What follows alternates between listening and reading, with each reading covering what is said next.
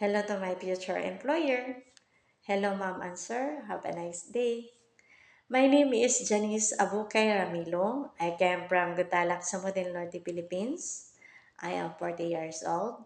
I am married and I have a 6 children. I am high school graduate. I have experience working abroad in Jeddah, Saudi Arabia since June 27, 2021 until March 20, 2025 in one employer. They have a 5 member of their family.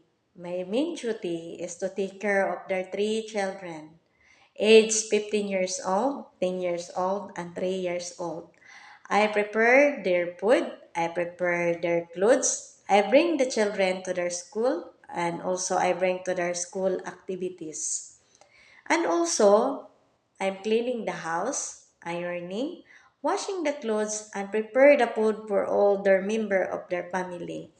And also, sometimes I'm washing the car.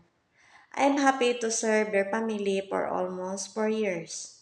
I treat their children as my children.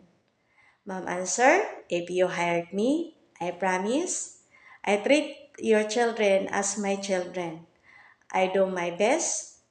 I wanted to learn more and I do my job to your home and to your family. Thank you so much for listening my short video and have a nice day. Thank you.